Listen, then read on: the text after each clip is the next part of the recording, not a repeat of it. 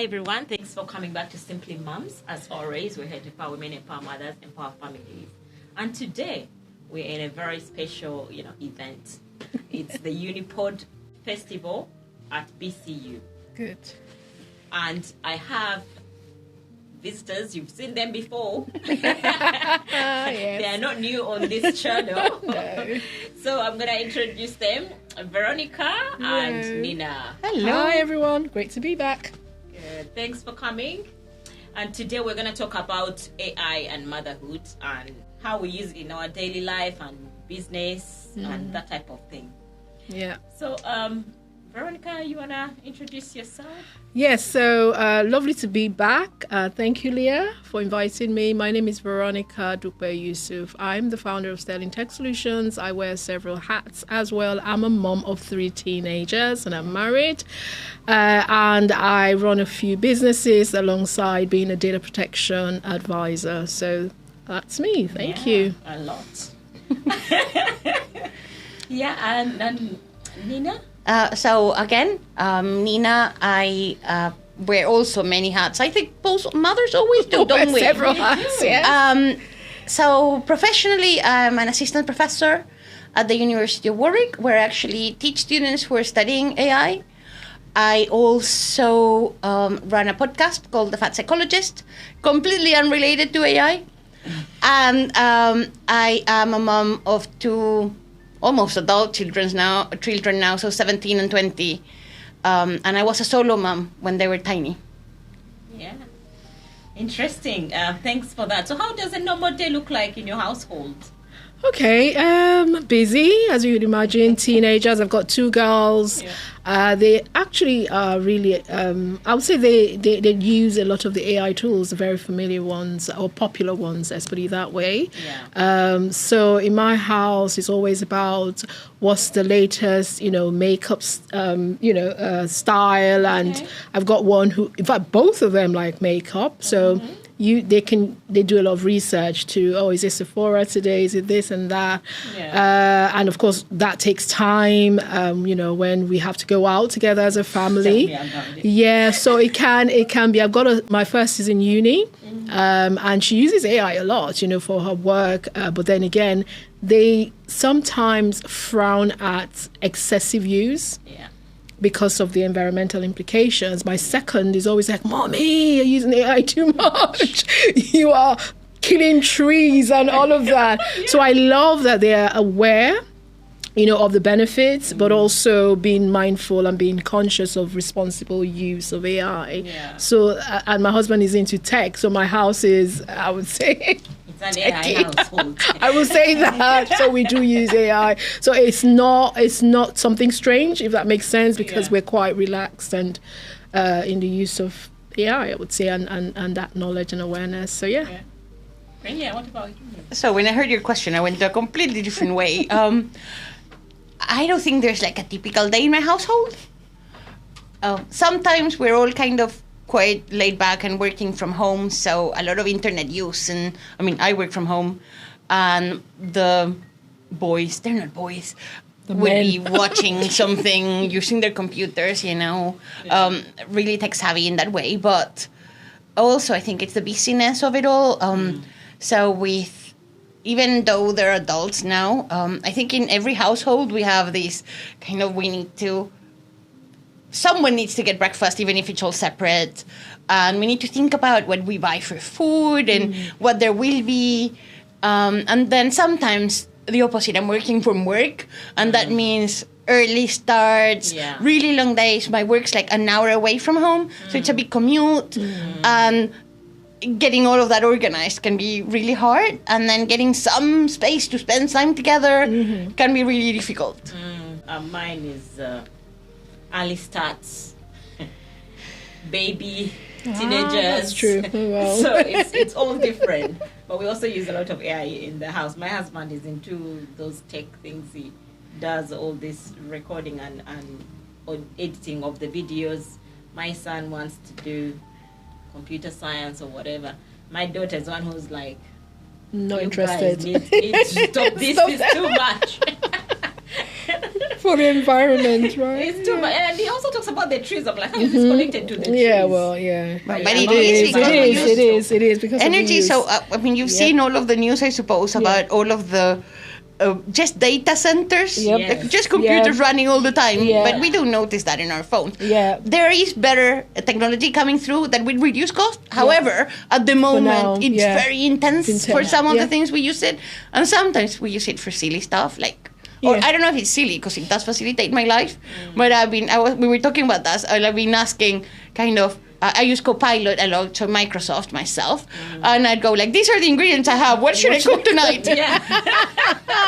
Yeah, it's interesting because my daughter will say you shouldn't use it too much. You should be able to think about what you want to cook. You don't have to go, so it's AI is good, what it does for us, but then I think we need to be mindful of the excessive use as well. Use. There are things that we can just use our brains without. But then sometimes as a mom, our brains are too tired to think about meals. Exactly. Have you ever been there? Yes, of course. I can't think. Like I would tell someone, especially men, Yeah. I'm too tired to think of what to cook. Yeah. And they're like, but it's easy. And I'm like, yes, it is easy, but it's not easy. It's not, you just have brain fog. You open the fridge and you're looking and like, I don't know what to cook, but the fridge is full. So I saw an article recently where someone said she's saving money by using AI. Or she lists all the ingredients she has in the house and says, what can I cook? yeah, with just this? like what you said, right? Yeah. And then Saves time, so she's not using her brain really. I mean, I'm thinking another thing that potentially, because you mentioned brain fog, I'm thinking that based on the age of our children, it's likely that we'll all be either going on the perimenopause. and the brain fog's coming, isn't it? Yes. Topic for another day. We'll have to talk about it. So maybe AI is useful for perimenopausal moms. Exactly. I like that. Yeah, that is so true. Yeah, so day-to-day use of AI Yeah. in your household, I would say. So for me, I use it for like when I've been doing a lot of extreme day trips this year. So, for example, you're going to Salzburg, Austria. Which bus should I take? What should I do? Yeah. Where do I get off? Yeah. And then it will give you stop.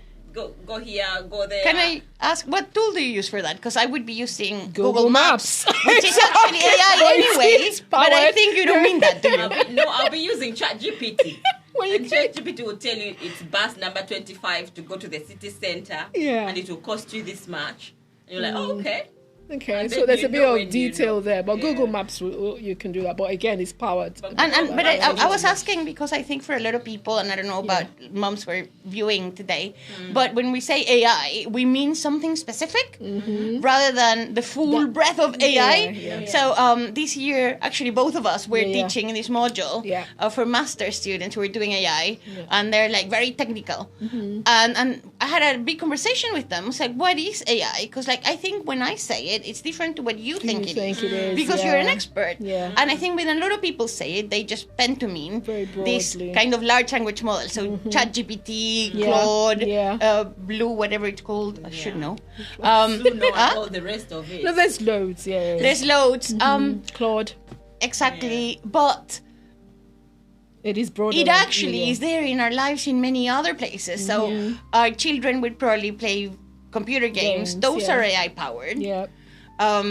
Then Google Maps Google is Maps is AI. AI-powered, A Google search, a normal one, is AI powered too, and even more now when we see in the top. Now there's the AI summary now. It's there. Yeah, exactly. So it's kind of permeating everything. everything. Yeah. If we use technology, I don't think we could ever say I use technology and don't use AI.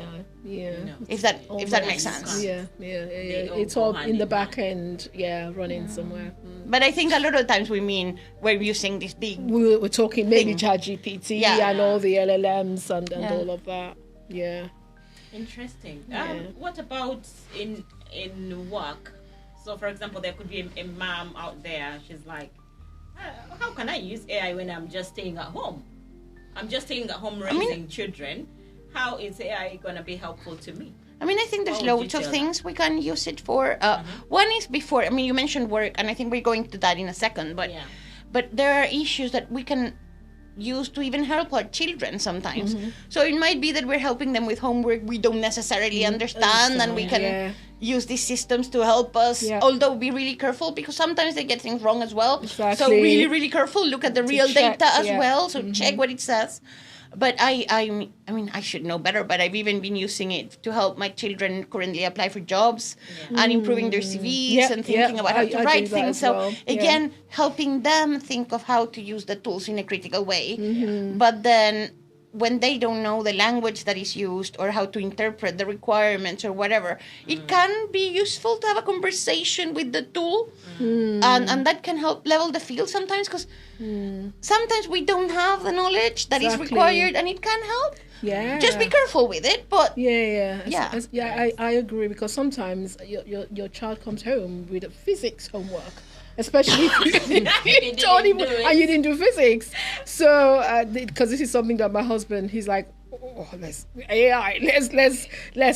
do some research. And we would see what we can get from it, but also making sure that we're checking, because the sources have to be credible, have to make sense. But at least that initial understanding or where to start, which I think is really where a lot of people struggle. How do I even start? And again, once you've started, your brain probably picks it and it starts working. So instead of like, I've got maybe brain fog, I can't even think, you could just go straight into any of the tools that you use to get you started. So for parents, when you have children coming home with homework that you haven't got a clue, that is something that you could. But again, being mindful, like you said, to check where you can. But I think the challenge with that is, if you don't have that knowledge or expertise, how are you going to even validate what you've gotten from there? So it's almost chicken and egg, and can be tricky. But I think just to get that initial knowledge or get going is something that could, be helpful. It's really interesting, because when we first started talking about this, I thought, I don't use it for anything around the house. I just use it for kind of work. And now I'm thinking, actually, like the other day recently, so my partner's an electrician and a plumber, so very handy. And then we were changing the hot water system in the house. And I just used Copilot for that. So I'm like, okay, so we're thinking of these tools, doing this, doing that. Could I do this? Could I do that? And he gave me some advice. And then Karim's like, this thing doesn't know to think. It's not right. Should be different or whatever. But it was really interesting in terms of getting some ideas of what I wanted, what was good, what wasn't. And sometimes discovering products that we were not aware of. So for example, there's a thing we haven't yet bought, and I don't remember the name, but that helps. I have solar panels, so it helps the solar panels direct energy to hot water, so you get free hot water. And I didn't even know it existed until I asked the AI about it, or about something else, and it went like, actually, based on your house, you really need this. Exactly. So there are things we can use it for. So again, that can help make better decisions, maybe, but be wary again that it might be not the right choice. Check the as best as you can. Interesting. So what about? Let's go back to the mother who is a stay-at-home mom who does not go to work, does not have a day job like we do. How can she use AI to make an income from home? Okay, so that one I can talk about that. What I would normally say is everybody can do something. Everybody has something that they're good at. It doesn't have to be something technical and all of that. It could just be a hobby.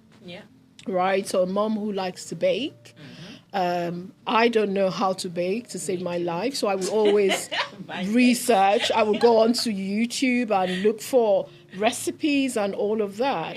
So, but for a mom who it comes to you naturally, you can put together, I don't know, it could be a digital product, something like a recipe booklets using AI, first of all, to create the actual detailed information and all of that, and then maybe also using AI to record it, and then you can monetize it. I will buy if somebody had something I was interested in. I don't know, it could be sponge cake, it could be any, or, just depending on where you're from. So there are different cuisines that you could, actually teach people how to make, and you can use digital products.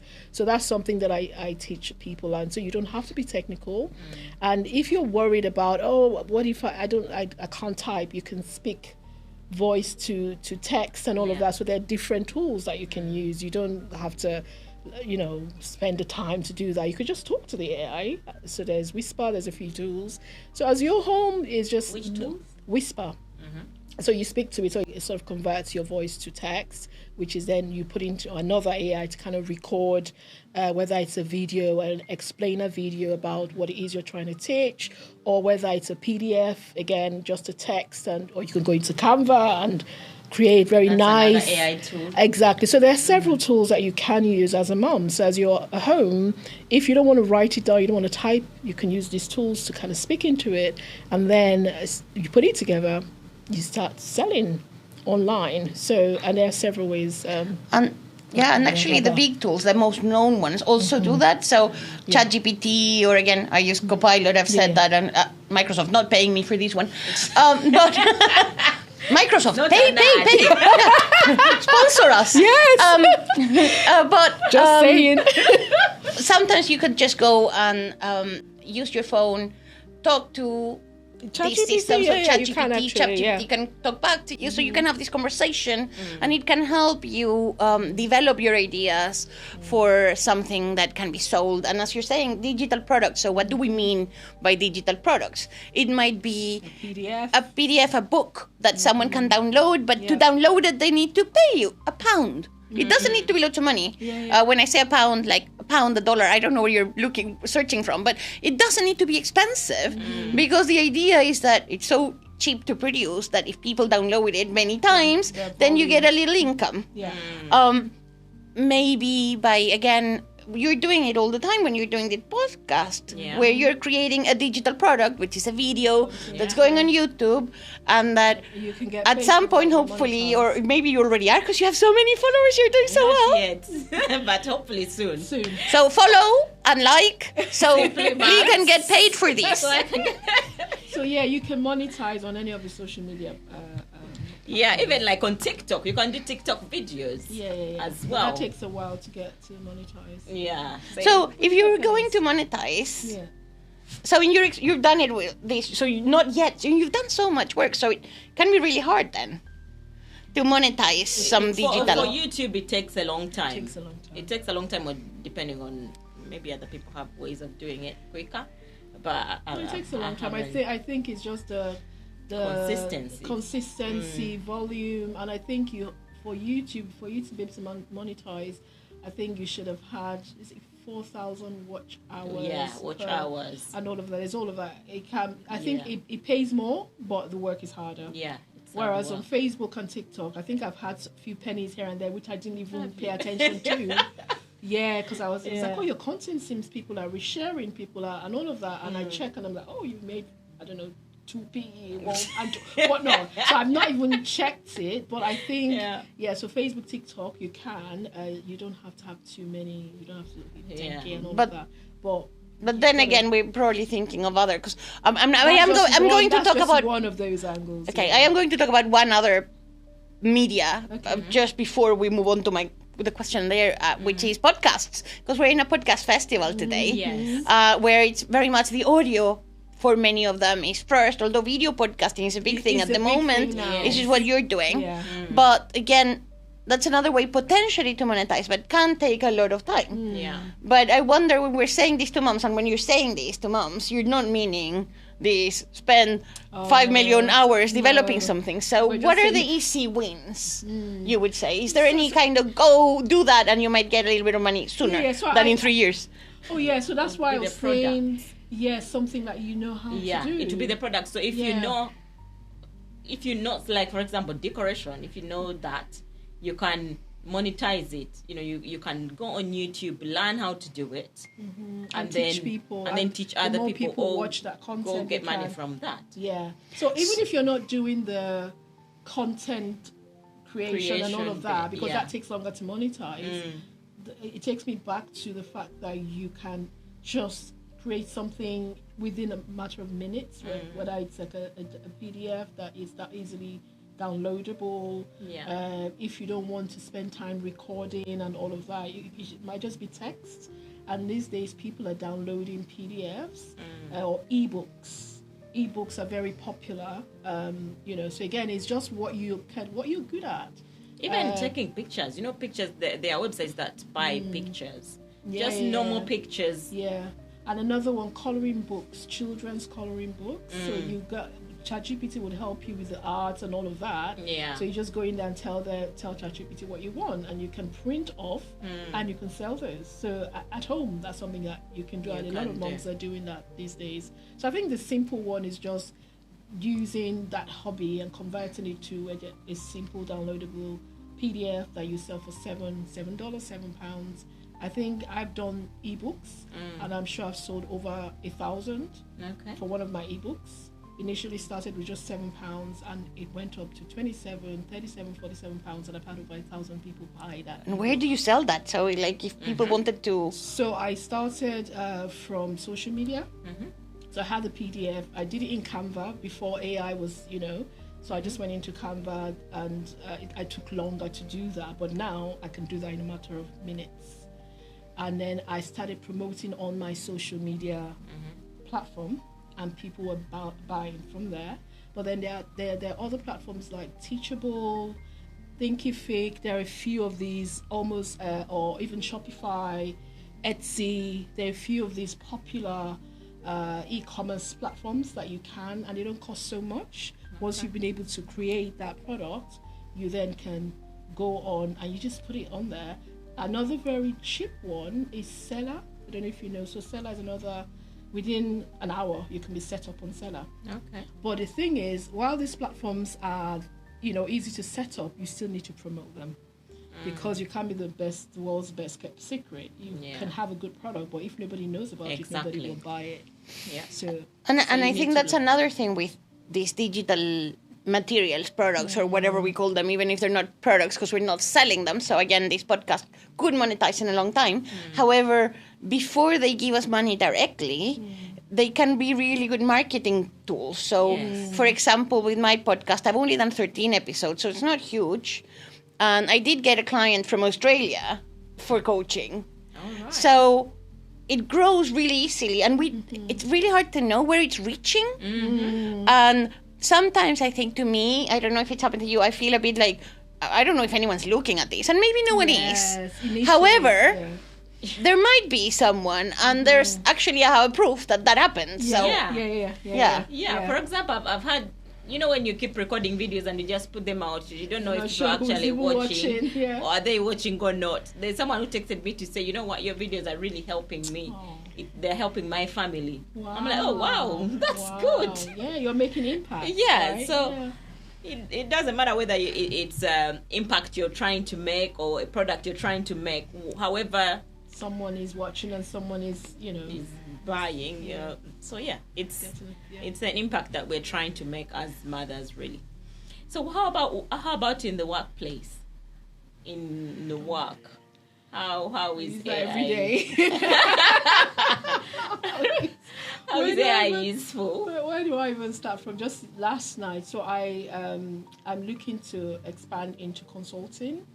So I consult for big organizations, but now I'm going on my own as a data protection consultant, and I started talking to some potential clients, and just to understand what they're thinking and all of that. And so I took a few questions away, and I went into Claude to say, act as my business strategist, right?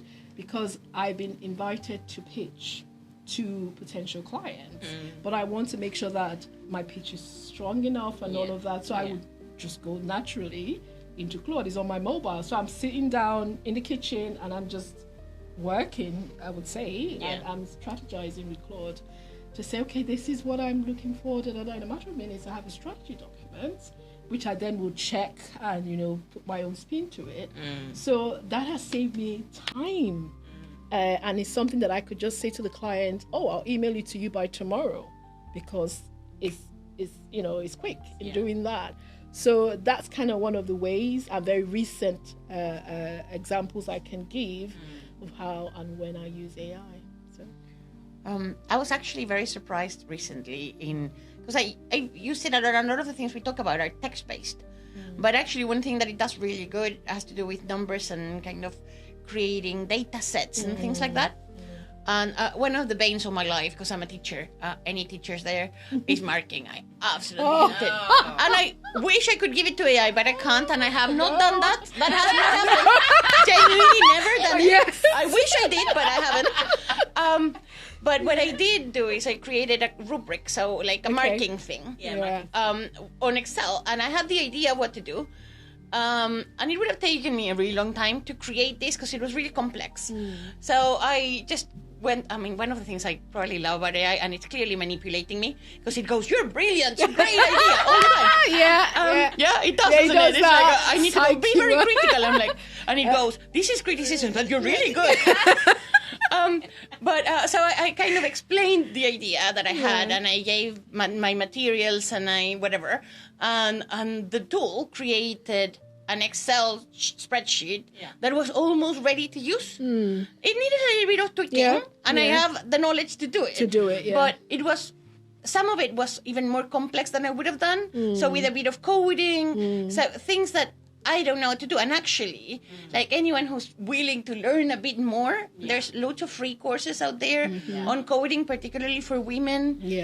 So maybe you can get into tech if that's something you're interested in. And these tools are really good at actually doing that work. But obviously, again, we need to have the knowledge so we can check that it's right, because otherwise it can be giving you nonsense.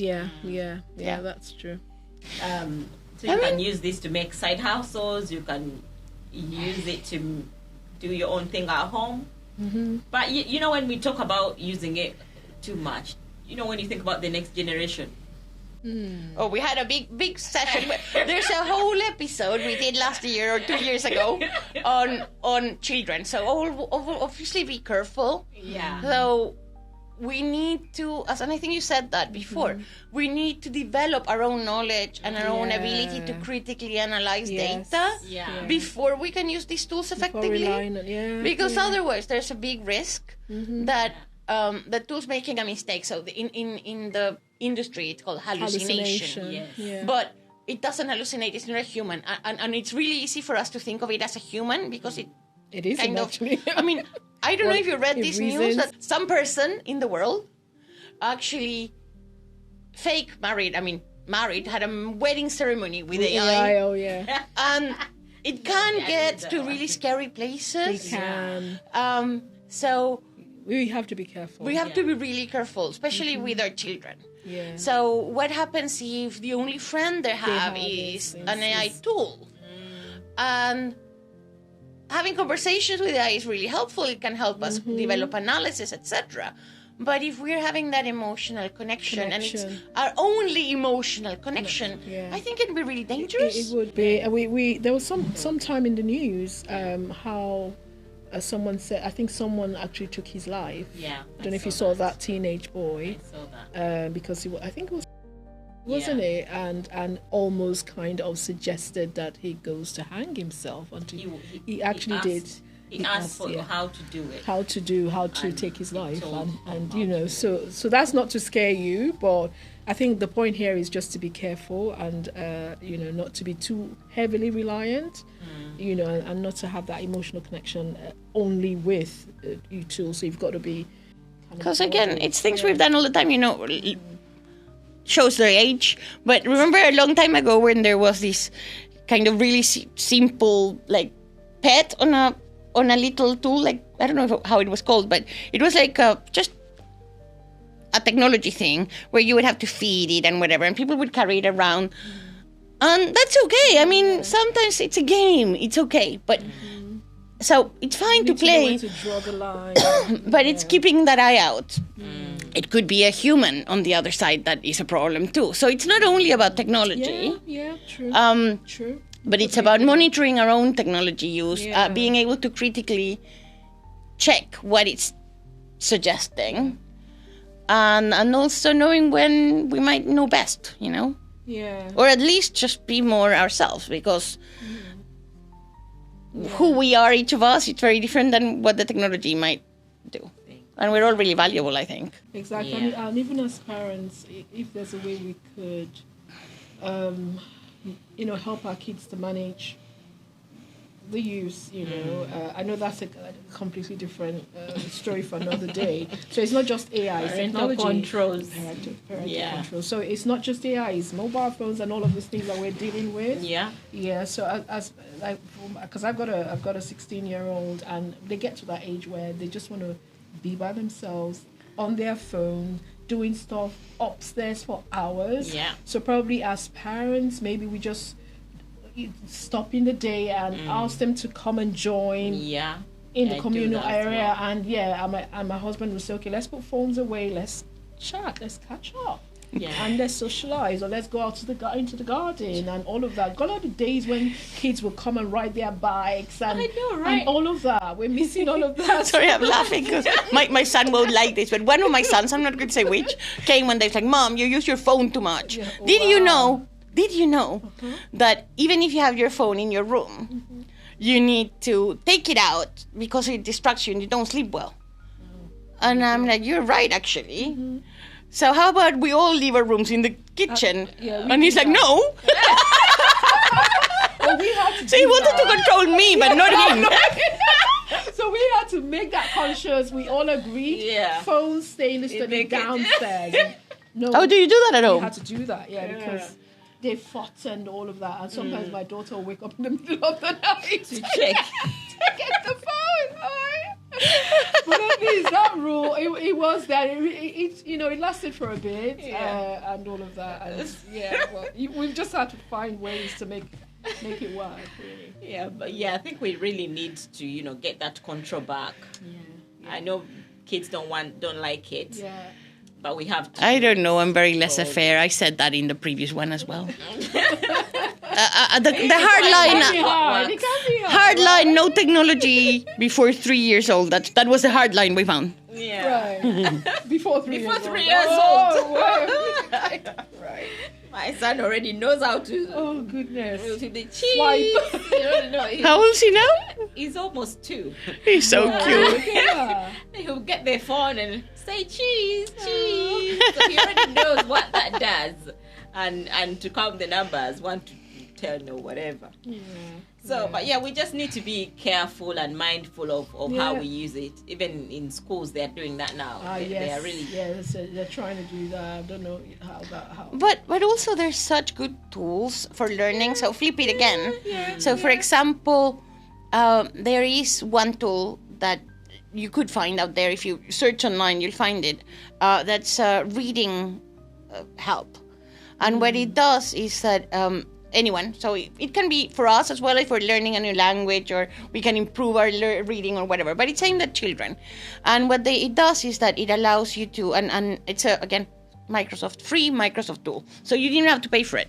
And the child can then read to the screen, and then you get feedback on what areas they're struggling with. So then it helps teachers, for example, to only focus on the bits that children are struggling, rather than all this listening time. Although it's important to have the one-on-one, children read and we read to them, it's really important. However, again, these tools can be really helpful for learning. So it's that balance too. It's the balance. It is the balance. Yes. There's always pros and cons to everything. Yes. It's always, And so what kind of opportunities are there now that were not there 10 years ago because of AI? Ooh, let's not even start. So many. I mean, again, some of my favorite tools. I mean, all of these big ones we've been talking about, but some are also very specific uses. Yeah. So again, we were using Speaker Coach, again, Yeah, Microsoft, that was annoying good. thing. Yeah. But it's, again, a free tool on PowerPoint, if you have PowerPoint, like anyone who does have access, where you can give a presentation on the screen and it gives you feedback on how it went. So again, if you're if you're doing your first video ever, it's a really good tool to use to practice and get better at speaking and public speaking.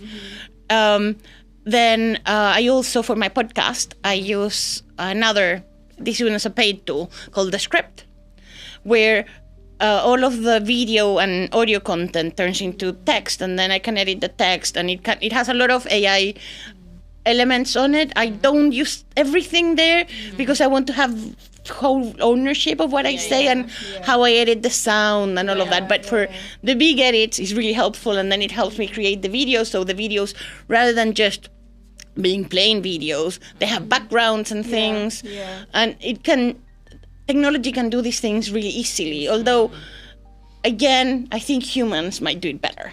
So I also personally, like when with my website, for example, I chose to pay a human to create the drawing that I have for the fat psychologist, although I could have created an online image. But there was like I want human touch, and I also value, because I think there's a risk that some jobs are being lost and all of that. But there's so much we can do with technology now.